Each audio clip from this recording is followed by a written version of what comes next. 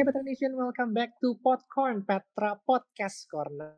Dan kita ingatkan lagi ya, kalau di Podcorn ini kita ada 2 platform, ada di YouTube juga dan juga di Spotify. So make sure buat Petra Nation bisa langsung go aja ke platform kita di YouTube, kalaupun bisa menonton di YouTube kita di BEM Petra Official dan juga di podcast kita yang ada di Spotify, yaitu Podcorn, Petra Podcast Corner.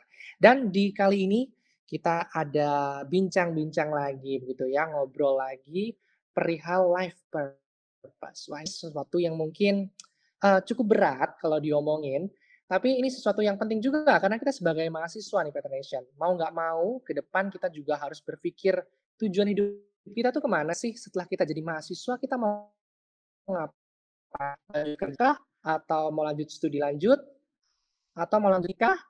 Ini kan juga harus dibicarain juga kan ya, atau harus udah mulai ditentuin mulai dari mahasiswa. Ini juga ada kaitannya sama kegiatan yang lagi Petra Nation jalanin sekarang. Entah mungkin kepanitiaan, part-time di luar, kerja, dan lain sebagainya. So, hari ini kita sudah bergabung dengan salah satu narasumber kita yang sudah kita datangkan jauh-jauh. Wah, ini pasti nanti logatnya agak berbeda gitu ya. Dengan Kak Gurki sebagai Vice President Strategy dan Growth at Preach.com dan juga ex-junior partner at Share. Halo Kak Gurki. Hai, apa kabar nih? Ini langsung kita datangkan dari Jakarta ya. Jadi kalau teman-teman merasa kayak lo gue itu kasar, itu emang udah culture-nya di situ kayak gitu ya. Kak Gurki ya, betul seperti itu ya? Ya, betul Jeffrey. Justru kalau aku kamu di Jakarta, ini ya, kesannya kayak gimana sih kalau aku kamu di sana?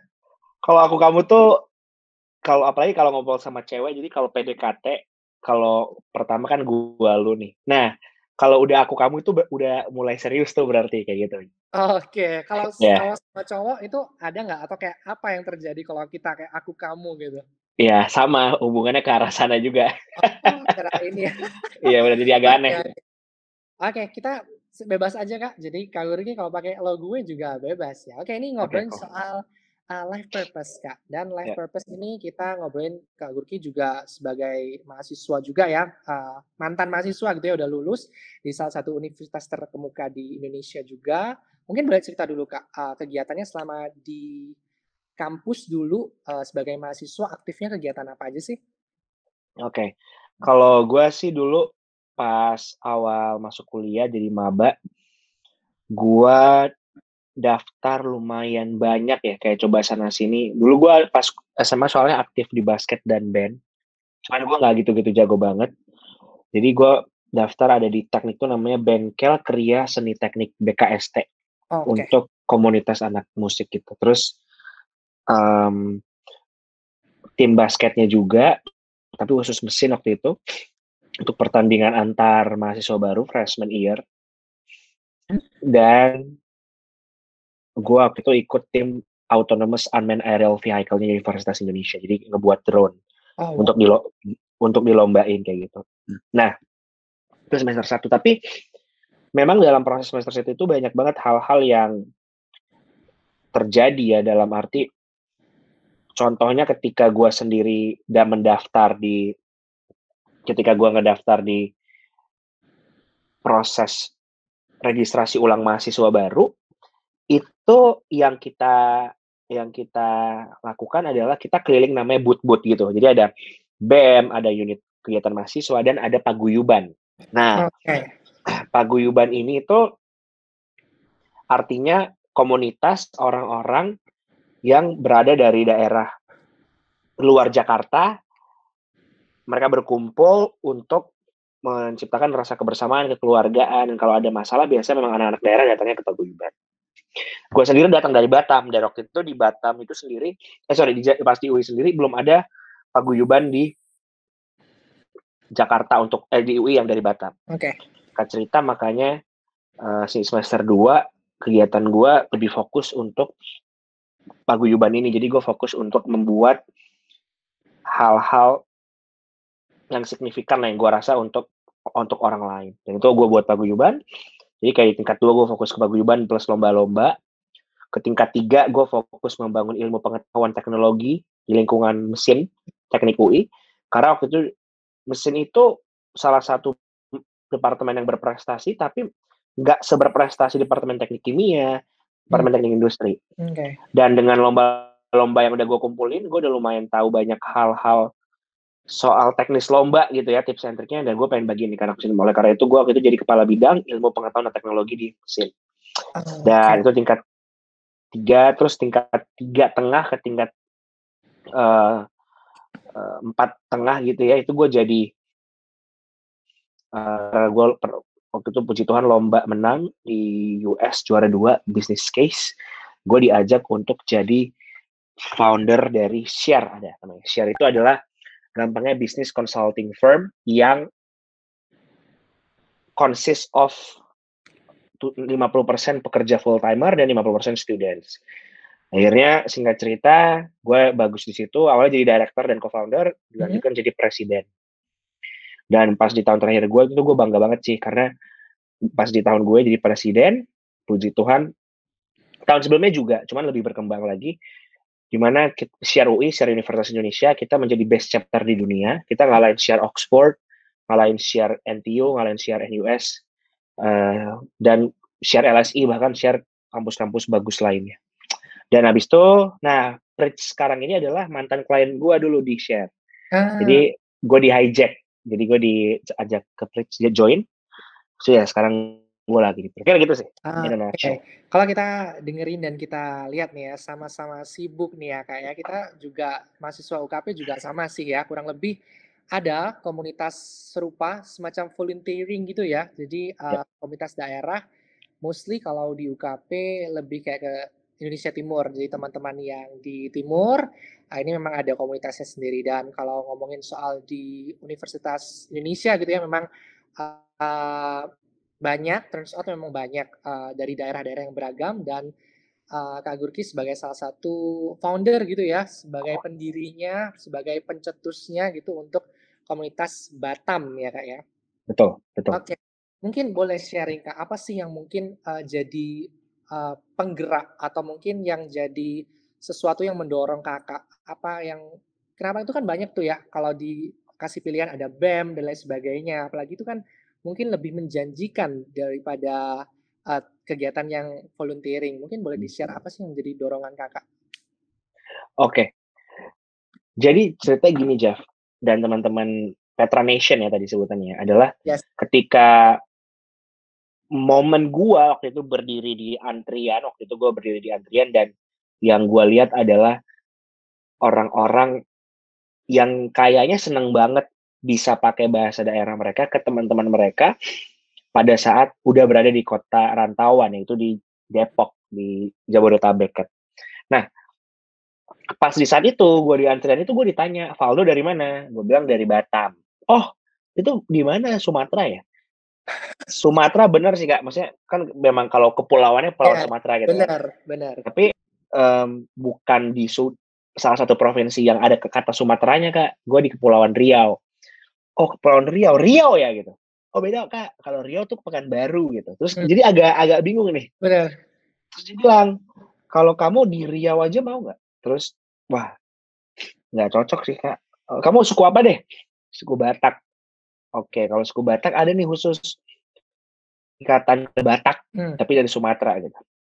Oke, gue duduk sana, agak nggak nyambung, sorry, agak nggak nyambung, tapi ya udahlah gue ke sana gitu. Jadi duduk bareng, kita ngobrol pakai aku kau segala macam dan seru banget ya, gitu. Tapi di lain sisi yang agak memprihatinkan adalah, kok gue bisa sesusah ini ya untuk gather dan cari tahu orang-orang dari Batam gitu. Jadi ada proses di mana gue sirik lah kayak gitu. oke. Singkat cerita, gue itu orangnya tuh emotionally unstable. Jadi gue bisa kalau senang, habis itu gue bisa langsung lanjut Oke sedih oke. lagi.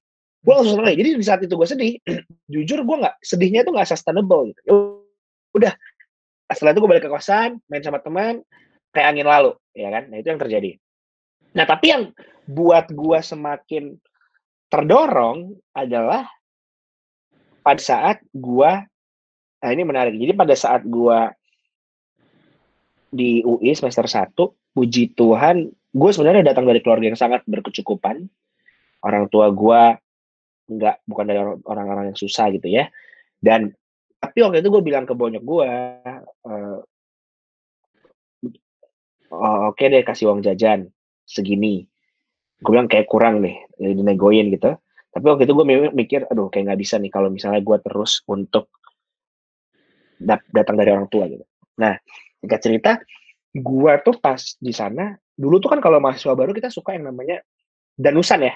Yes, benar. Di Sampai sekarang Surabaya ada juga ya danusan ya. masih.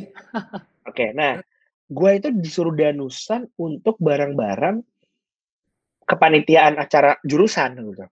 Terus gue mikir, oh kenapa nggak sekalian aja gue jualan buat gue gitu. Gue Hmm. hitung-hitung tuh, pokoknya sebulan gue bisa dapat 3 juta, 4 juta sendiri kalau gue jualan. Kan lumayan ya. Tapi jujur rasa gengsi itu tinggi banget sih, Jeff. Malu sih, Benar. gengsi dan malu. Tapi gue paksa deh, gue lawan gitu. Ya udah gue sambil jualan waktu itu. Terus gue malu, gue rasain, aduh gak enak banget, gue malu. Yang lucu adalah ketika, tapi gue agak beruntung sih. Ketika di kelas teman gue pada belajar kalkulus gitu lapar, gue taruh di belakang aja tuh udah habis terus pada bayar ke gue gitu. Nah, gue melewati masa-masa itu dan ada juga momen di mana teman gue yang tiba-tiba ngasih 100.000, dia bilang kembaliannya diambil aja. Terus gue bilang, kenapa? Nggak apa-apa deh, ambil aja dok gitu. Padahal gue bukan lagi susah, tapi dia mikir keluarga gue kayaknya lagi susah, lagi bangkrut, ngerti nggak? Iya. Jadi dia kasih kayak gitu, dan lu bayangin lumayan banyak loh orang yang kayak gitu. Gue pernah juga tuh sebulan sekitar 6-7 juta tuh, gara-gara hal seperti itu. Stereotip untuk danusan gitu ya, Kak, ya? Benar, karena wah ini Valdo kok tiba-tiba kayak gini gitu. Yes. Nah singkat cerita, di situ gue juga mengetahui ternyata banyak banget orang-orang Batam yang drop out financially artinya nggak sanggup bayar uang kuliah, dan mereka drop out karena lack of self esteem.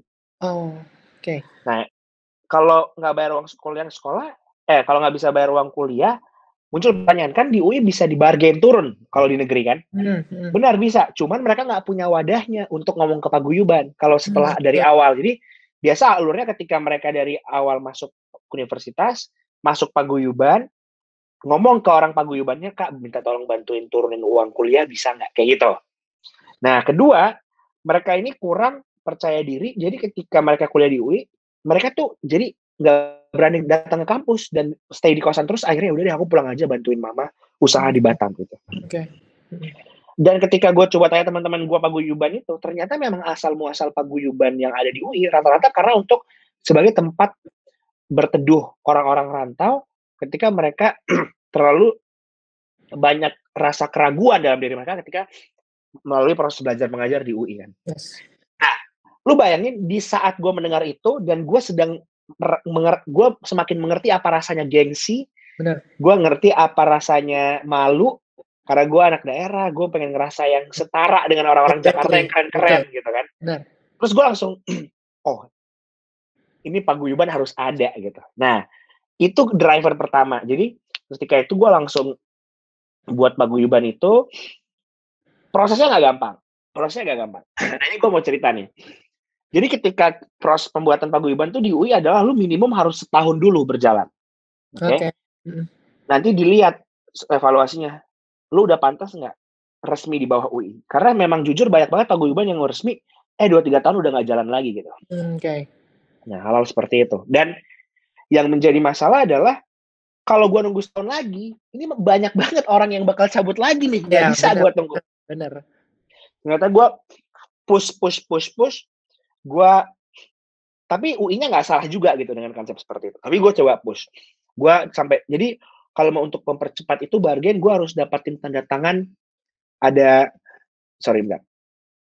gue harus dapat tanda tangan sekitar berapa gitu.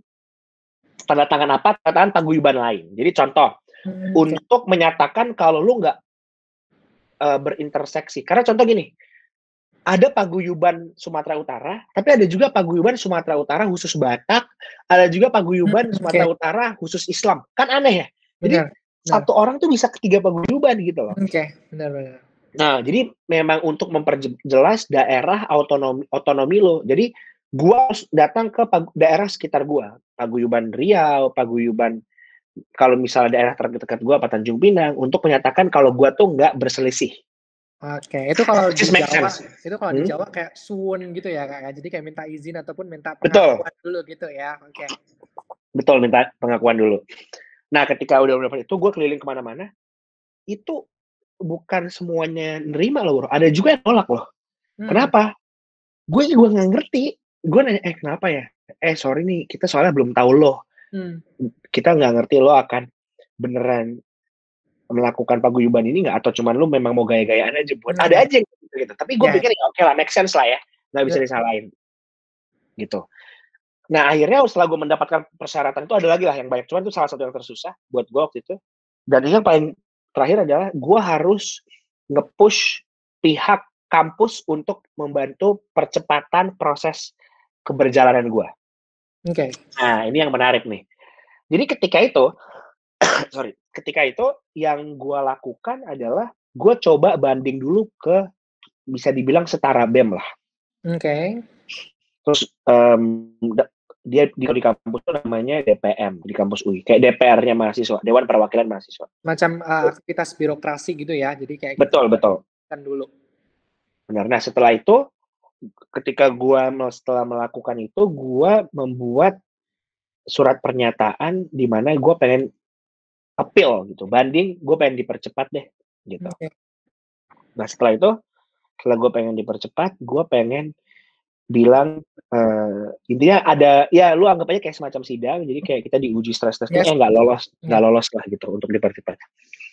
Singkat cerita akhirnya sampai ke bukan government, ke university official. Jadi kita sampai ke bagian di mana ngobrol ke pihak kampus. Nah ini pihak kampusnya gue nggak bisa sebut jabatan dan nama ya, Oke. biar nggak enak di publik. Cuman intinya si pihak kampus ini juga nggak memberi kesempatan gue untuk mempercepat proses. Oke. Oke, jadi gue harus tunggu setahun lagi. Waktu itu gue gerem banget dan gue nggak tahan dengan cara ini.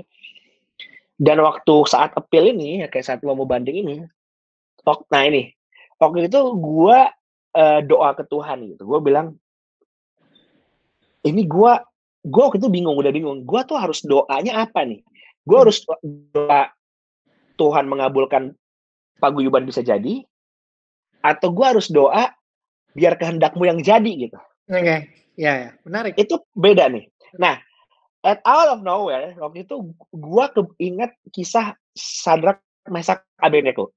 Oke. Ini juga memang gue nggak jarang banget gue sharing ini ke orang karena memang sisi Kristen kan. Jadi kalau mungkin Jeffrey pasti tahu lah ya, kalau cerita Sadrak, Mesak, dan Abednego, mereka kan disuruh Raja Nebukadnezar menyembah Tuhan yang berhala, gitu Benar. kan. Kalau lu masih nyembah Allah lu akan gue masukin ke perapian. Oke. Nah, ini ada satu cerita yang jarang banget pendeta pinpoint. Nih, kalau Oke.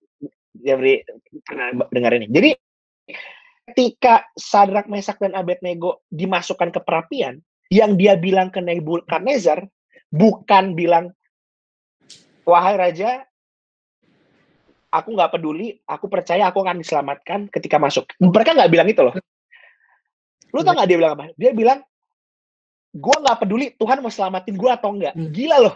ya, ya, Gue nggak peduli Tuhan mau selamatin gue atau enggak. ya, Gue akan tetap sembah dia sebagai Allah yang hidup. Biarin gue masuk gitu. Ini kan agak kontraintuitif ya. ya. Seharusnya kan iman lo, percaya lo akan diselamatkan gitu kan. Benar, benar. Jadi di saat itu gue langsung, oh ini ternyata the whole new level of faith. Tingkat baru iman gitu. Jadi kalau misalnya di Alkitab ada bilang, iman sebiji sesawi aja gunung pindah, itu kan kayak kalau emang lu percaya itu dan solid dan nggak susah itu menurut Alkitab, yang lu mau kan, yang Benar. lu mau bisa terlaksana. Atau ada kedua nih, namanya doa ratapan. Lu menangisi, lu doa puasa itu untuk supaya terjadi. Exactly. Nah, ada sesuatu yang jarang dibahas di sini adalah lu nggak peduli apapun yang terjadi, lu tapi bisa tetap menyembah dia sebagai Tuhan yang hidup gitu. Di saat itu akhirnya gue at the moment gue langsung bilang ke Tuhan, udah deh Tuhan Yesus, kalau emang lo mau ini paguyuban jadi, it's okay. Tapi dan even gue nggak bilang, tapi tetap bantuin gue buat bantuin orang-orang ini ya. Gue even nggak bilang itu. Gue bilang even kalau misalnya kehendak lu nggak menghendaki gue membantu, nggak menghendaki gue untuk membantu orang-orang, ya udah gue tetap percaya sama lu sebagai Tuhan yang hidup gitu. Itu di saat itu ngomong itu susah banget loh. Karena kontraintuitif kan. Kenapa lu bisa percaya ke Tuhan yang hidup, tapi dia nggak hidup bersama lo juga gitu, nggak ngebantuin lo. Nah di sini akhirnya gue percaya di mana. Ya udah, gue akan fokus ke situ. Gitu. Nah, ada konsep kedua soal iman yang gue pelajari juga adalah di mana iman itu di salah satu ayat di Alkitab ada menggunakan kata yada. Jadi dia diekspresikan dengan kata yada. Yada ini lucunya adalah kata yang dipakai ketika Adam bersetubuh dengan Hawa. Oke. Lucu ya, jadi kayak diekspresikan sebagai bentuk iman, tapi diekspresikan juga sebagai hubungan seksual antara Adam dan Hawa. Terus gue baru ngerti ternyata maksudnya adalah ketika Adam berhubungan seksual sama Hawa, mereka punya anak, gitu kan? Itu sebagai buah bentuk dari ikatan mereka gitu. Dan lu nggak bisa take it back. Jadi ketika lu bilang lu beriman dan lu bilang lu yakin untuk melakukan itu, ya ada terhadap itu, lu nggak bisa take it back dan lu harus terus terikat bersama dia gitu. Nah, jadi dengan dua konsep itu, gue takut sebenarnya untuk ngomong itu, karena kalau misalnya gue bilang gue akan tetap percaya lo yang hidup, gue nggak yada nanti kalau misalnya gue ternyata kecewa gitu. Benar. Kayak, aduh gue banjir, ya udah deh, habis itu gue lap air mata segala macam. Oke, gue waktu itu banding. Ketika gue banding, itu jujur university officials-nya sama aja, dia juga nggak bilang nggak boleh. Nah, saat itu out of nowhere spontaneous, gue nggak tahu kenapa gue ngomong ini, gue nggak peduli, gue kasar banget, gue bilang ini, Pak, lu beli jam Rolex, gue juga bisa beli, gue bilang. Padahal gue nggak ada duit ya. Lu beli jam BMW, gue juga bisa. Lu beli mobil BMW, gue juga bisa beli mobil BMW. Gue bilang, Pak, kita sama-sama bukan orang susah, Pak. Tapi bedanya kita ada satu hal, Pak. Walaupun saya bukan orang susah, saya mau susah buat bantu orang susah. Gue bilang kayak gitu. Out of nowhere, terus gue keluar. Gue nggak tahu gue dapat kebijaksanaan itu dari mana. Gue keluar. And I think that was you, God, gitu gue bilang. Ya udah. And at that time, akhirnya gue, what I believe adalah it's okay. Even gue nggak tahu Tuhan bawa gue arah kemana. I just let it flow. And I pray the best. Singkat cerita, besoknya gue dapat call di mana gue lulus, tapi bersyarat. Tapi gue udah senang banget lah. Puji Tuhan gue lulus gitu. Dan gue baru ngerti konsep itu tuh, di mana lu bisa titik balik gitu loh, percaya kalau misalnya lu nggak dibantu, lu bisa tetap percaya kalau dia Tuhan gitu. Nah, itu terus yang ngebawa konsep iada tadi dan konsep iman tadi, yang terus ngebawa gue pada hari ini. Dan itu yang ngebuat sampai sekarang ketika gue waktu itu paguyuban, dan itu kayak kita udah berhasil, kita ngebangun paguyuban dengan cara gue kumpulin orang-orang setara dengan pengurus inti gitulah ya, untuk bantuin gue. Terus kita datang ke sekolah-sekolah, roadshow ke Batam, terus kita bantu orang-orang yang perlu BOP-nya diturunkan atau uang kuliah diturunkan. Habis itu kita selalu ngadain gathering untuk ngelakuin team building, untuk supaya kedekat, supaya mereka semakin terbuka ke kita dan hal-hal lainnya, ya kan. Dan itu impactful sekali ya. Sampai sekarang ini menurut gua paguyuban ini sudah menjadi berkat banget buat orang banyak. Nggak cuma untuk anak-anak UI, tapi untuk siswa-siswa Batam yang mau masuk PTN. Karena pada saat kita ke Batam juga kita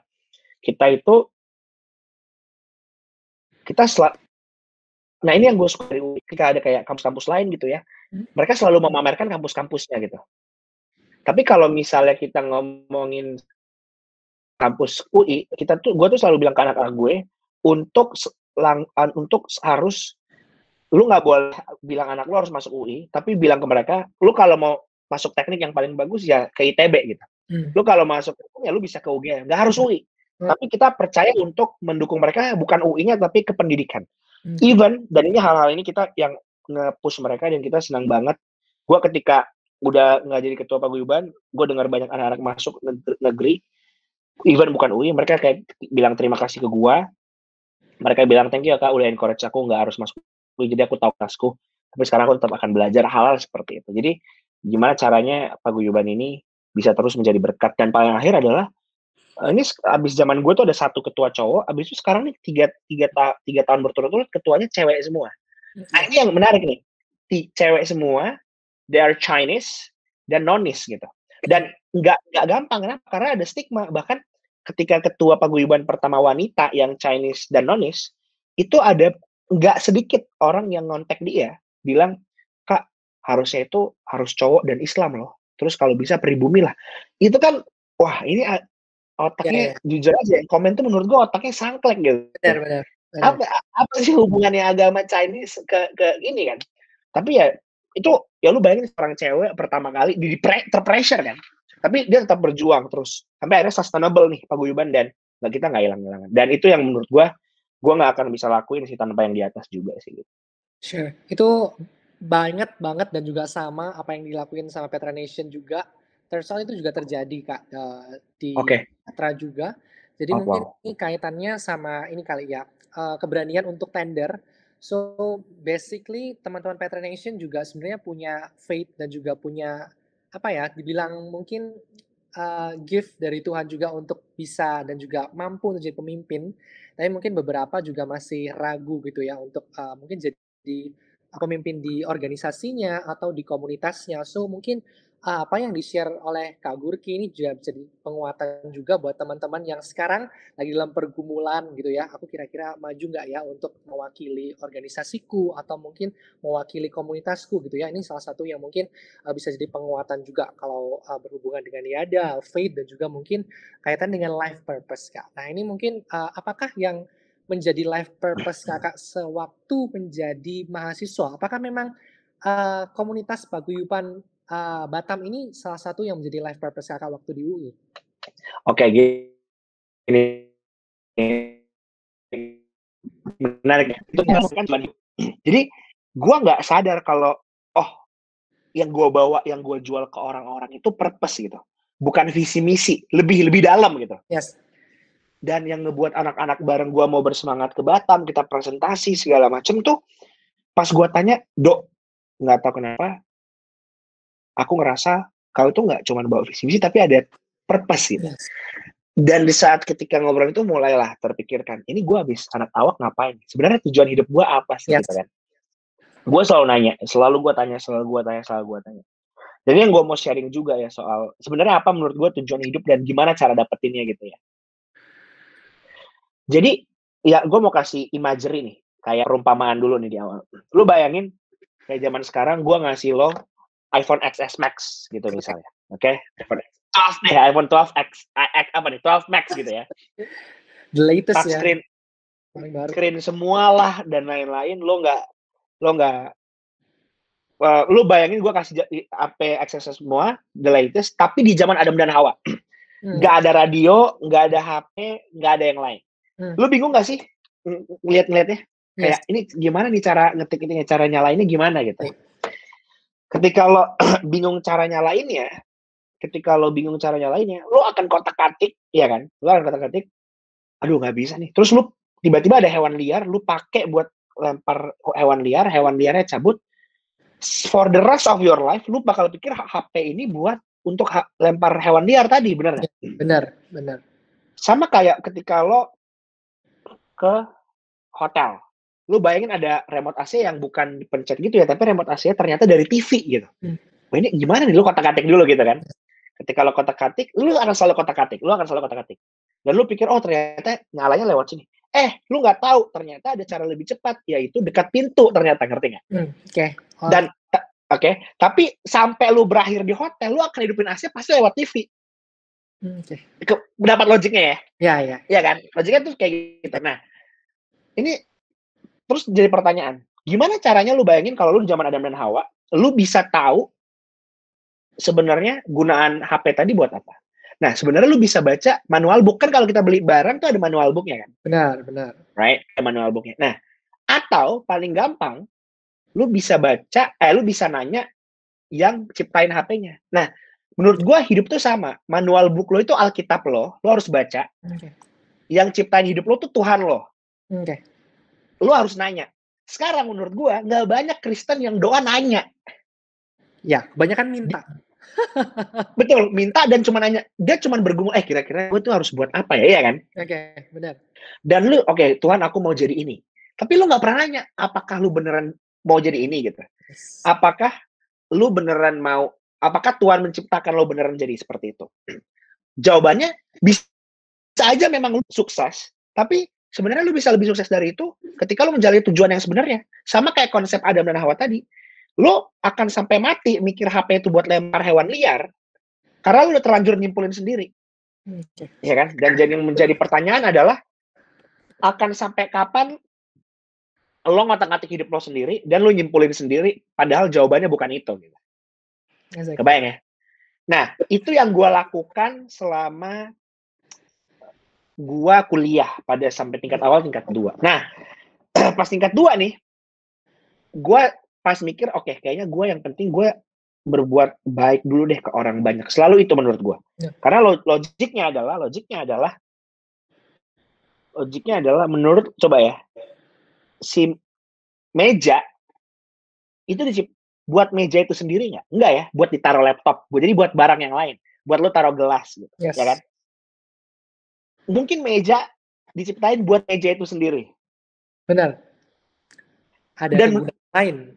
benar, jadi menurut gua, manusia diciptain tuh harusnya nggak buat dirinya sendiri, tapi buat orang lain. Benar, exactly. Jadi that goddamn simple gitu, ngerti nggak lo? Ya, ya. Nah, akhirnya gue langsung, oke, gue nggak bisa nih kalau untuk diri gue untuk belajar doang, IP tinggi, gue mau bangun keluarga, itu egois banget. Gue, oke, tapi nggak mungkin juga gue nyari duit dan terus berkorban, gitu kan. Nah, gimana akhirnya gue akan terus melakukan hal-hal yang berimpact buat sosial. Jadi waktu itu, oke, gue udah menang banyak lomba, gue give back ke mesin. Gue pengen mesin ini jadi salah satu wadah orang banyak lomba. Dan akhirnya bener, waktu itu gue banyak lakuin mentoring, gue banyak lakuin program-program yang mendukung mereka untuk lomba-lomba, kita cariin mereka sponsor dan lain-lain gitu. Nah, dan ada momen di mana, nah ini lucu nih, jadi pada saat ketika gue melakukan itu udah impactful, dan gue waktu itu pengen ikut lomba yang namanya Schneider Go Green in the City. Oke. Schneider Go Green in the City adalah lomba menciptakan barang engineer yang dapat kasih impact, yang dapat menjadi impactful buat orang sekitar. Oke. Dan akhirnya waktu itu gue bareng sama teman gue namanya Mary, kita ikut lomba ini, kita ciptain sesuatu, dan bareng teman gue juga ada namanya Haliena Rizvanti dan Elvin dari Batam untuk ikut lomba ini. Dan tapi kita coba purpose-nya think bigger gitu, dimana nggak cuma buat lomba, tapi kita berharap ini bisa beneran dipakai oleh orang banyak gitu loh, dan bisa berguna nih penemuannya.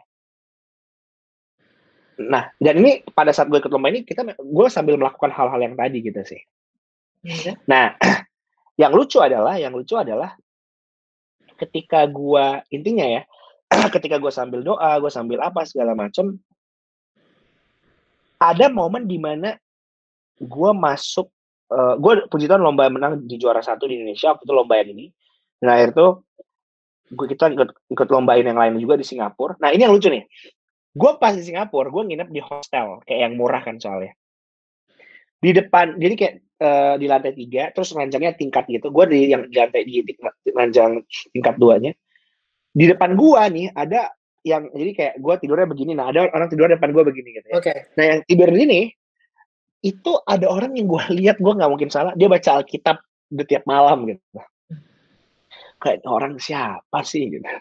Terus gue nggak ajak dia ngobrol, cuman besok paginya somehow dia bilang, gue boleh doain lo nggak, kayak gitu. Okay. Terus ini Mary juga waktu itu lihat segala macam, waktu itu di tempat gue didoain, gue dibilang oke, lo akan jadi bla bla bla bla bla bla bla bla gitu. And singkat cerita, udah selesai doain, ya udah gue kayak angin lalu. Itu hari Sabtu. Besok paginya gue balik, kan Singapura dekat Batam, gue baliklah ke Batam, gue sharing waktu itu di gereja segala macam. Dan yang lucu adalah waktu itu gue akhirnya dipanggil ke depan bersama keluarga gue oleh pendeta gembala kita, pendeta di gereja, dan gue dinubuatin satu hal yang sama dengan orang yang gue ketemu di Singapura ini. Wow. Itu aneh banget. Ini gue nggak ngarang, banyak banget yang dengar ini, karena waktu itu yang datang ibadahnya tuh kalau yang di gereja tuh 300-an ada kali ya. Dan pas gue denger gue gemetar gitu. Dan itu menurut gue salah satu cara Tuhan menjawab apa yang gue pertanyakan dan apa yang gue cari di manual book tadi yang itu Alkitab. Ya kan? Dan itu ketika gue jawab jawaban, tapi kan tuh terlalu end goalnya tuh terlalu jauh tuh. Nah, tapi gue semakin ngerti cara gue, yang gue lakukan sekarang apa nih yang bisa mendukung end goal gue di sana gitu. Baby steps-nya apa? Nah, itu yang ngedrive gue. Makanya gue, ini pas nih gue ikut lomba ini, energi gue ngerti landscape energi Indonesia dari sisi orang yang nggak mendapatkan energi kayak gitu. Habis itu lanjut lagi gue buat share. Gue bangun share untuk menciptakan generasi bangsa. Dan gue nggak menciptakan share nggak cuma untuk belajar, buat mereka bisnis konsultan. Gue selalu ajarin mereka untuk buat impact. Lo kalau buat sesuatu, kontak gue, kita brainstorming bareng, kita buat sama-sama dan segala macam. Logiknya kayak gitu. Dan itulah yang, jadi kayak purpose gue tadi yang ngedrive semua kegiatan gue day by day selama gue kuliah. Dan itu gue dapatnya sekitar tingkat 2 akhir yang tadi itu.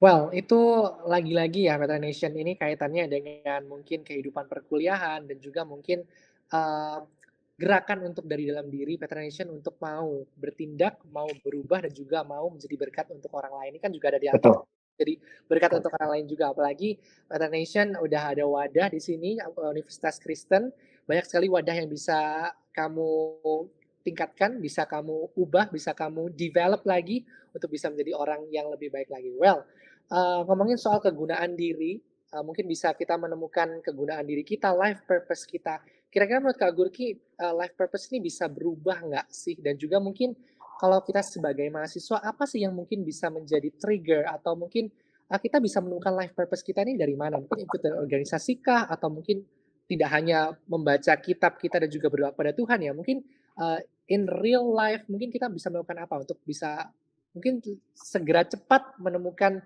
life purpose dari diri kita sendiri. Kalau yang pertama dulu ya gue jawab. Kalau misalnya ditanya bisa berubah nggak? Menurut gue itu masih rahasia ilahi sih jujur. Gue nggak mungkin gue nggak punya otoritas untuk menjawab. Tapi kalau personal gue, menurut gue mungkin karena logiknya semesta ini kan ekosistem ya. Mungkin menurut gue ketika Tuhan ngelihat lo, ada orang yang muncul masalah baru nih di negeri seberang. Kayaknya lo bisa gue pakai lebih dari yang purpose gue udah set sebelumnya untuk menolong negara ini. Misalnya, bisa aja sih menurut gue ya. Hal kayak gitu. Terus untuk pertanyaan kedua, tadi ngebahas gimana caranya untuk selain baca Alkitab dan yang tadi ya. Kalau menurut gue ya, lu ngertiin dulu underlying foundation-nya sih.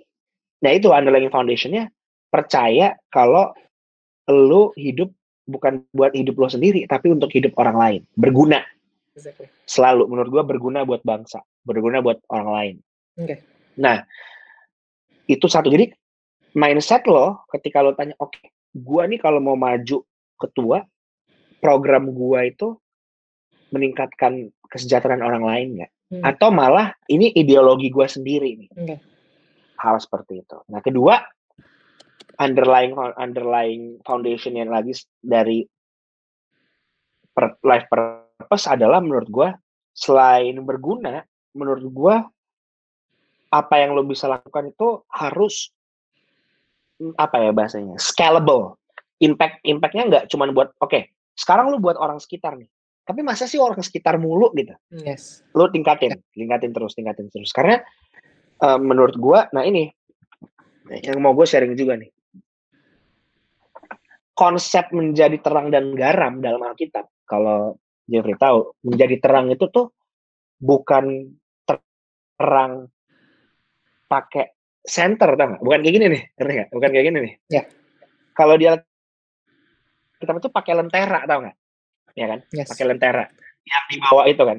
Dan konsep lentera itu kan dia cuma sekitar segini kita doang kita bisa lihat kan. Kita nggak bisa lihat ke depan kan. Jadi kayak sekitar doang. Nah, artinya lo jadi terang itu untuk banyak orang. Jadi kayak emang kemanapun gitu kan ya. Jadi lo akan terang kemanapun. Bukan untuk di segini doang gitu kan ya. Jadi untuk scalable. Dan poinnya adalah terang itu, lentera itu nggak akan berguna di tempat yang terang. Harus di tempat yang gelap. Ya. Yang kedua, garam. Nah, konsep garam ini juga banyak yang nggak tahu. Lu tahu nggak kenapa garam? Kenapa nggak gula? Kenapa nggak merica? Ya. Karena garam itu cuman satu-satunya bahan yang kalau udah dipijak, diludahin, dan diapain, rasanya tetap asin. Okay. Nah, ini banyak yang nggak tahu nih. Jadi konsep lu terang adalah lu buat ke sekitar, dan menjadi garam adalah ketika lu diapa-apain pun, lu tetap punya landasan yang kuat, gitu. Nah, menurut gua yang purpose lo at least landasannya ini dulu, kayak gitu. Tapi untuk mencari tahu yang spesifik, itu tetap balik yang ke yang tadi sih menurut gua, nggak yang konsep yang soal baca dan nanya ya, nggak ada menurut gua cara lebih tepat. Tapi ya apapun yang lo lakukan kan pasti ntar kalau misal berdasarkan landasan itu, ya artinya lo udah align to the Christian values gitu. Exactly. Apalagi kita diberikan kehendak bebas begitu ya, Petra Nation dan juga ya, untuk mungkin kita bisa untuk kontrol apa yang mungkin mau kita lakukan meskipun itu sudah menjadi takdir kita, tapi aku percaya dan mungkin Kak Gurki juga mungkin sependapat gitu ya, kalau based on Christian value, kalau kita mampu untuk menjadi dampak tadi, menjadi lentera, nggak hanya terang lampu bolam gitu aja ya, tapi juga menjadi lentera kemanapun kita pergi, kita bisa menjadi berkat untuk lain. Dan juga di dalam diri kita sendiri, di base atau dasar diri kita sendiri, kita mau menjadi garam yang kuat meskipun diterpa angin sebagaimana goncangan pun. Kalau tadi juga Kak Gurki mengalami berbagai macam ini ya, pergumulan, mungkin juga rintangan dan lain sebagainya, itu benar-benar jadi garam sih mungkin bagi aku dan juga bagi Petra Nation. Ini mungkin jadi pembelajaran juga buat Petra Nation, karena ya itu mungkin dari based on Christian value tadi dan juga visi misi kampus kita ya, light, terang juga Kak, dan juga BEM Universitas Kristen Petra juga sebagai garam. Jadi mungkin ini bisa jadi sesuatu yang insight baru, mungkin membuka lagi pikiran Petra Nation untuk mampu menjadi terang tadi, lentera dan juga garam bagi sesama kemanapun kita pergi. Well, terakhir Kak Gurki, mungkin bisa kasih pesan untuk teman-teman khususnya Petra Nation ya, mungkin teman-teman universitas lain juga menonton hal ini, mungkin bisa menjadi berkat juga.